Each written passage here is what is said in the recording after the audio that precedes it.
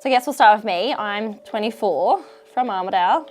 Went to Armidale High School, met my partner in year 10. His name's Jake. So he is a year older than me. Kind of bullied me a little bit through school, but found ourselves, I guess, liking each other, become really good friends, started dating. We had our first child quite young, Charlotte, who's 7 this year. She loves to dance. She's very outgoing, social. Even though we were young, we thought we would like our children to be close in age, and we decided to have Jackson, so he was planned. But I guess along with that, we didn't plan what was coming next with Jackson. When he was born, he looked healthy and he looked fine, normal. But instantly, I knew there was something wrong with him.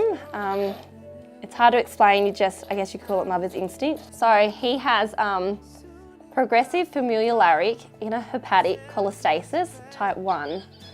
So pretty much it affects his liver and it also affects his pancreas, gallbladder and his bowel system.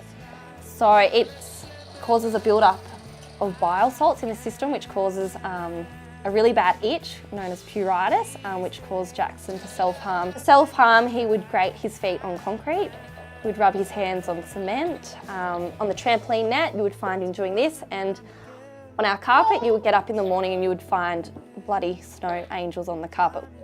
And that's, I guess, where it all begun with all the travelling and stuff. And then if we fast forward a few years, we found ourselves blessed with a baby, a boy who we're really lucky enough that he's healthy and he has nothing wrong with him, so he's doing really well. So that's where we are today, and I'm not planning anymore, I guess, at this stage. The Servies Cross My Heart Fund is a fund we set up to help identify people in our community that need financial or wellbeing assistance.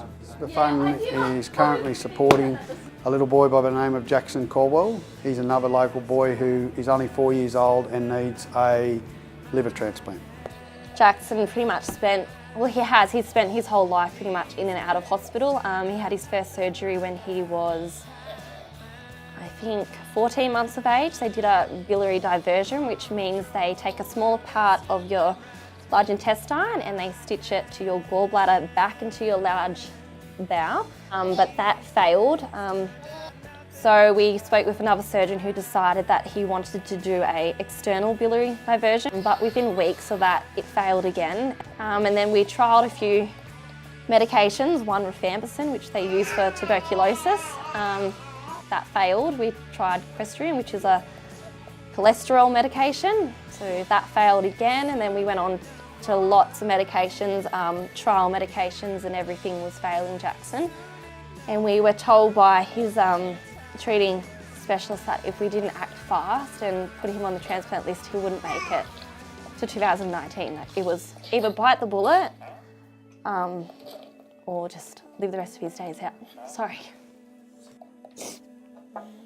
No one should ever be told, there's a possibility you're going to lose your child, you expect your child to live out before you. You don't expect to bury your child or have to say goodbye. They predicted the surgery to be 16 hours, and we were told Jackson probably wouldn't make 13 hours. I know, throughout all of this, he hasn't really cried once. It's always been me that's cried. He's always been the stronger one. Then on the 28th of April, we were doing the grocery shopping and we got the phone call saying there was another potential liver for Jackson, and we ordered a flight to Sydney at 4 o'clock, the 28th of April, and we arrived in Sydney by 5. Jackson went into surgery at 10 o'clock that night, and at that time we were told it was going to be 16 hours because Jackson has he's had surgeries and stuff, so it was a bit complicated. They had to undo some stuff. And then, so 10 o'clock he went in and we were told just to go to bed and come back in the morning. So we went to bed, we woke up at 7. So then we went to see Jackson, and at that time he was on life support. It was very confronting seeing him, not breathe for the first time with surgeries. He's always come out on top, nothing ever holds him down. He always comes out on top, but this time it was a bit different. We knew he was in pain. By 8 o'clock that night, Jackson was fighting life support, so he wasn't letting the ventilator breathe for him. He was fighting it. Yeah, it was not good. It was really confronting. I don't think we've ever been so scared in our life. They woke him up and he was in so much pain that he couldn't breathe. He passed out. They woke him up again and then his heart rate had dropped again to 9 beats per minute. So they pressed the emergency button and we were like everything just stops in the room. It's just slow motion and they rush you out and they said, you can't be in here right now, you need to go. We were told to go, so we left for 3 hours and then by the time we come back, they had him sorted and he was comfortable and he couldn't really talk. He was in so much pain. He couldn't even cry. Jackson's always defied the odds. He all of a sudden just miraculously woke up and was able to talk and was laying in the bed and he was still in pain, but he was doing really well. Day 3, he was able to sit up, give us cuddles. He was up standing out of the bed. He was able to walk around the ward. By week 2, Jackson was actually up and moving completely.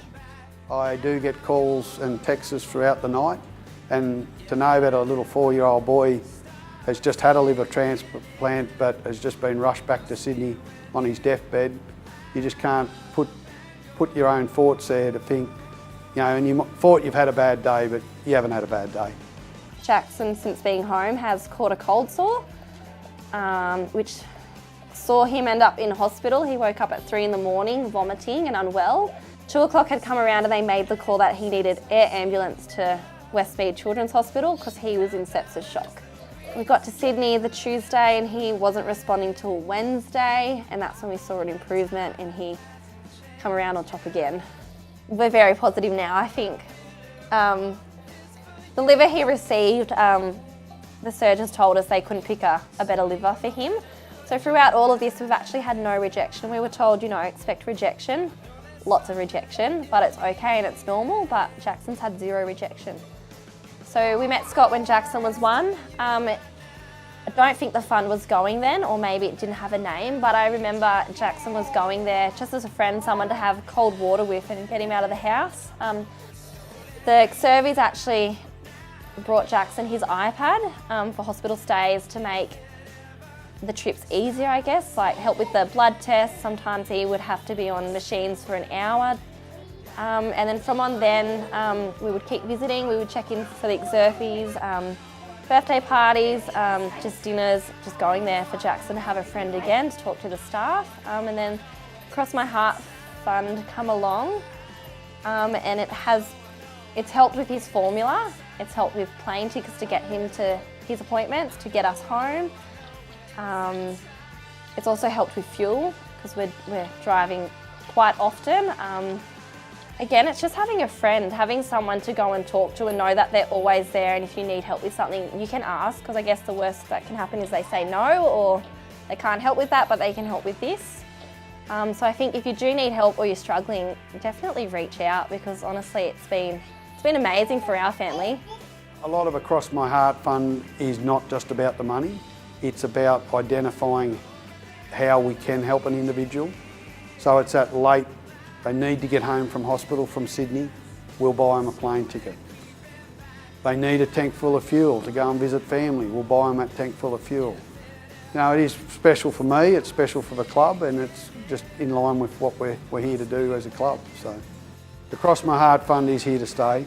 The board are proud to have the fund on board. I as the CEO are proud, the staff are proud. The Across My Heart Fund will be here.